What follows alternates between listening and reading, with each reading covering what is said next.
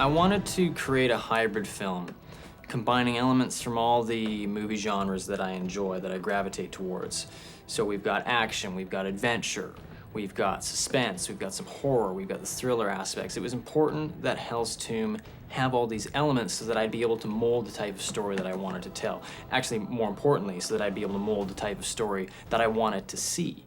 Hell's Tomb is full of action. It's like a traditional action film. The kind of action film that I saw growing up. It has all those components that you like to watch. We've got people getting their heads cut off, people getting their arms cut off, blood flying everywhere, gore. It has the guns, it has the blood, it has the constant action. But it also has kind of a twisted storyline that's very interesting. And I think that's actually my favorite part about the movie is how surprising the movie develops and all the little corners that it seems to take as it's going along. And of course, you know, all the guns and the explosions and the good-looking women, that's all added bonus. But I think when you're watching a movie, you really do pay attention to how good is the story, and it's a really, really well-told story. So, Hell's Tomb is about a remote archaeological dig site where a tomb is unearthed. Runes are eventually decoded, and the tomb is opened. And then the outside world loses contact with these archaeologists. So the dig's benefactor assembles a team of mercenaries and an additional archaeologist, one that specializes in this ancient rune lore. And they have the intention of going in to try to figure out what went wrong. Why did they lose contact with these archaeologists? So they're led into this remote forest location by a local tracker who's familiar with the area. And they get there. And they are totally caught off guard with this creature called Hadean. and as they're looking for the creature's finding them, and one by one, you know, we're losing guys in the battle, you know, right up to the very end. And it's sort of a race to contain this creature in Hell's Tomb, or, you know, Hadean's box. So, you know, there's obviously a sense of urgency through the whole storyline.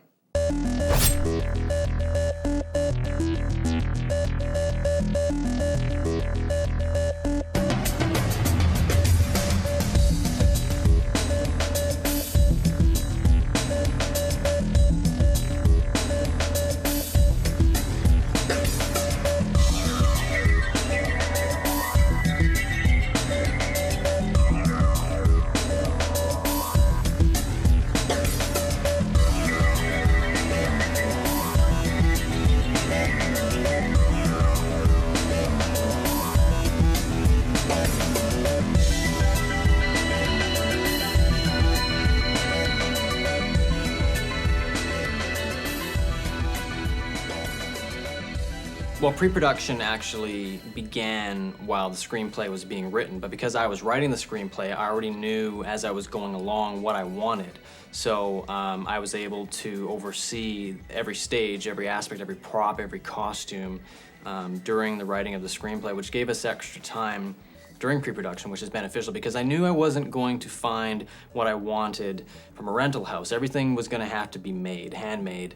So that's exactly what happened. Myself and my art department, we worked for months creating, hand painting, molding, chopping, cutting, dremeling, all these bones to make the creature costume, to make the alien robe costumes, the box of bone, the altar, the runes that surround it, everything was completely made. None of that was prefab, none of it was purchased. Everything was made by hand for the movie because, as I said, I wanted a level of authenticity, and the only way I was gonna get it was by making it. When I finally met Neil, I came to the studio, and there was actually a finished skull made for this costume. And Neil had talked to me about a few ideas that he had for the costume. I didn't really know exactly where it was gonna go. What I did know is there was gonna be a lot of bones in the costume and a lot of black robes. 3, 2, 1, action!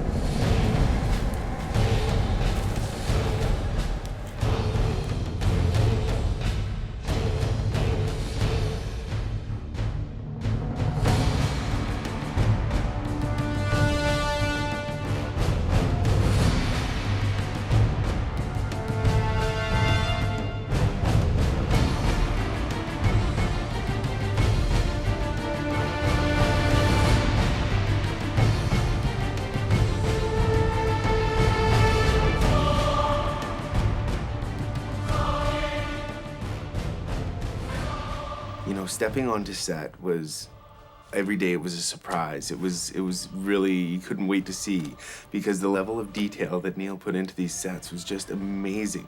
The cast, the crew just did an incredible job, but Neil Wentworth, it's amazing. When you see some of these sets in this movie, you'll take a step back, and the hours and the time that he spent getting everything ready, it was mind-boggling. The specific level of detail that Neil Wentworth puts into anything that he does is immaculate. Everything from props to directing to the scene itself. I remember actually one of the days filming outside under the tent area, and there was all these papers that were supposed to be all the notes from all the archaeologists. Well, I'm sitting there just waiting for somebody else to do their scene, and I'm going through, and it's pages upon pages and journals of actual notes. Like, the camera's not gonna see that, but to Neil, it has to be real. If this is going to be a real movie, and if this is going to pull as much realism as possible, even those notes that I'm holding in my hand have every detail that probably an archaeologist would have on this tomb that they found. Work that machine, yeah. Work that machine, yeah. Work that machine, yeah. Work that machine, yeah. Shooting at night in the woods normally isn't that much of a challenge, except that I wanted fog. And that basically doubled the amount of time that I had anticipated it would take to shoot the night sequences. So what would happen is we'd get to set, I'd set up 2 stationary fog machines, and I'd have one of the crew mobile with a fog machine. So there was 3 fog machines going at all times. We would rehearse, I would light, I would block, we'd get ready to go. Everything's looking exactly like I want it. Everything's been tested, perfect, let's shoot. So I would call for action fog, and everybody would get working, and the fog's coming, and it's coming in, and it's perfect, and it's looking exactly like I wanted it. And then the fog starts going over there because the wind changed direction. I was wearing this alien costume that covered my whole body, and it went, it was like a robe that went down past my feet. So I was tripping all over the place, and I was wearing pretty much a black sock as a mask over my head, so I couldn't see anything. And then Neil wanted fog, so then I couldn't see anything even more. And then of course he wants me to run at full speed while I'm doing it. Like that every shot that he wanted was me running at full speed. And I would trip every other take over stumps and into trees. Neil's style of filmmaking is that the camera is right in your face, and what he's trying to do, I think, is get a reaction. And he puts that camera, and he's inserted himself right in the scene, and the camera becomes almost like a character that you need to interact with. It's kind of documentary style, and he doesn't always tell you exactly what he's going to do. So you'll be acting, and he'll just say action, and you'll be acting, and he'll be like right up in your face, and it makes it hard to kind of forget about the camera, there was very few, zoom lens shots from far away. It was all like he was right there. And the reason he did that was to make the audience feel like they were a part of the movie, they're a character in the movie.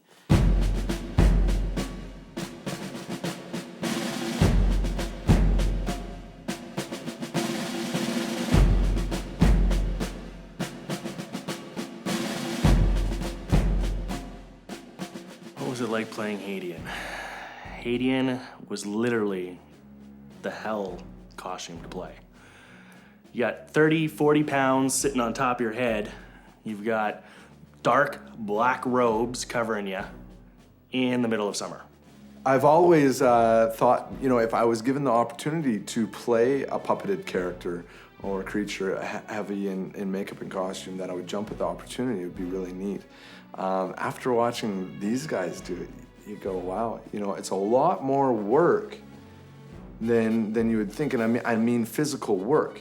The pace that Neil works at is hard to keep up with, to say the least. You can't drift off or lose focus for a minute because he's just go, and it's hard to maintain his level of intensity while you're shooting. Basically, most of the key positions I do myself. The pace of the film moved very quickly. Things happened very fast because I didn't have to take the time to explain to the different departments what I wanted and then rehearse it a bunch of times so they get it right. I just do it. So I got what I wanted very quickly, technically. I think the only conversations he's having in terms of making decisions is in his head, to God knows what voice he listens to. But It's intense. It's he's very serious. A very, very serious filmmaker. Because he pushes you and because he challenges you, it can be quite frustrating because I think I'm nailing it, and Neil will be like, Neil will give me an example. He'll be like, say it like this, Jesus. And I'll be like, Jesus. And I'll be like, yes, that's it. Okay, action. And I'll be like, Jesus. And I'll be like, no, that's terrible. So, and that happened quite often with a lot of the other actors too. It's just his way of directing because he wrote pretty much every word. He has a certain way he wants it delivered, and he'll keep the camera on you until you get it. I decided that we would shoot remotely so that I could really bring the audience into that remoteness and experience that remoteness along with the story as it progressed. So we've got the actors, the characters in the movie being lost in the woods essentially, and I wanted to bring the audience into that field to experience that scale, that scope, that, we are there. And the crew had to pack the gear in to the most difficult of places just to get good quality shots and to really establish that feeling that we are in the middle of nowhere and there is no one here to help you. It's funny when you're shooting, as an actor, sometimes you'll do a scene a couple times, and you'll think you've nailed it, and Neil will be like, oh, that's perfect, that's awesome, that's just how I wanted it, do it again. And we'll be like, again? I'm like, well, I thought we nailed it. And they'll be like, yeah, do it again. Quickly, we're running out of light. So we'll do it again, and then they'll be like, awesome, one more time. And we'll be like, so we do it again, and we nail it, we think. Again, they'd be like, perfect, one more time. And the one more times just keep going and going and going. And I don't even know why it says one more time, because it never, ever is one more time. I think that's sort of an inside joke within the cast and crew. Everything was always perfect, but we needed to do it for one more time for whatever reason. But I always enjoyed that because I've been on the other side of the camera, and it seems that it's always that one more time that it's sort of everybody sort of lets go, and you get that magical $1 million shot that you can never recreate. And it doesn't always work out that way, but it's really worth doing that. So I saw the value in that, and I never saw Neil once sort of sacrifice the film to say, oh yeah, no, we're done. We can't reshoot that, or we can't do that one more time. If it was on account that someone said, I think I could do that better, or he was saying, perfect, one more time. After I'd finished shooting on one of the days, I just decided to stay around, hang out with the crew, and just observe. And the guys were doing a shot where the intention was these rocks were supposed to come off the cliff, and they wanted to get a camera angle under the rocks to get that direct falling rock scene. So as I understood it, the plan was to create a little plexiglass kind of viewing area for Neil to get under and get his camera under. Keyword there is plexiglass, which might be somewhat resistant to rock falling off the cliff. And as the rocks came off the cliff, I got that sick feeling in my gut, like something doesn't seem right here. Something isn't going right.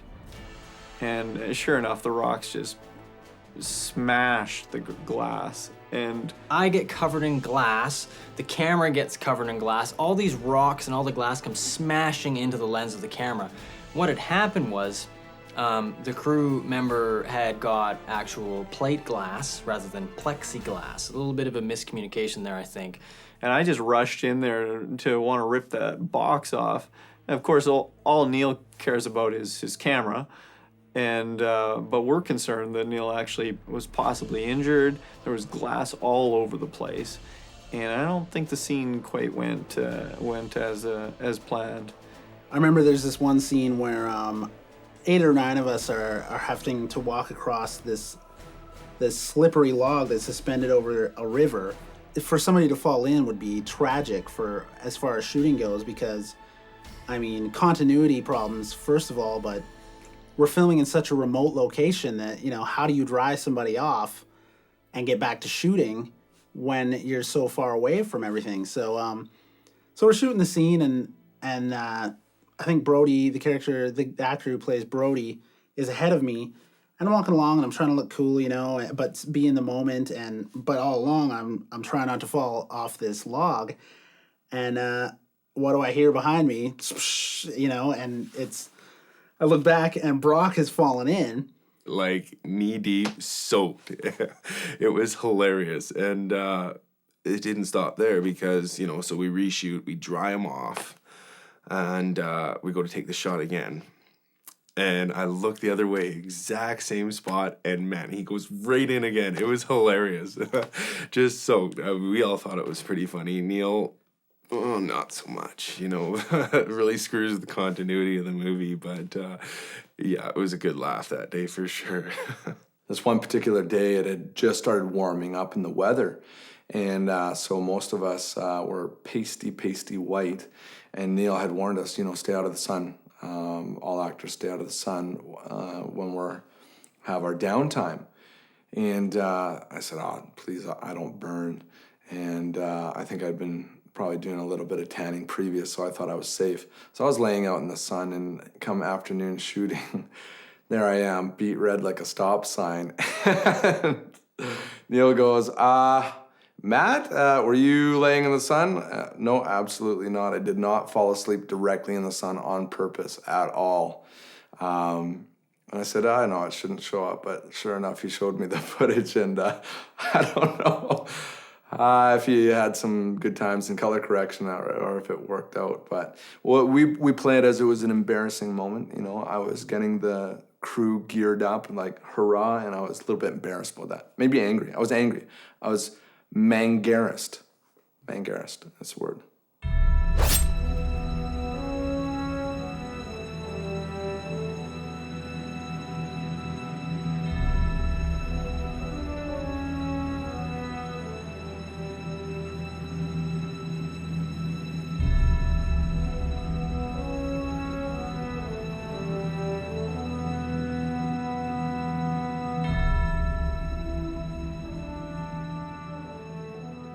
I love working with Neil. You love to hate him sometimes when it's, you know, down to the grindstone, but he's become part of my family in a way. And, you know, I've had a chance to work on him with now this being my 3rd movie, and he's genius, you know? I really love the way his mind works, and I really take it as an honor when he chooses me for certain roles, because I know how particular he is. Hell's Tomb is actually the second part of a 3-part series of films that I would eventually like to make as a whole. I see the story as one sort of bigger picture, with Hell's Tomb being, as I said, the second part. I would love to work with Neil again on the sequel to Hell's Tomb. We've talked about it a little bit here and there, and he's got some big plans. Every time it gets bigger and bigger and more exciting, and yeah, it'd be awesome if that movie got made and I could be a part of it for sure.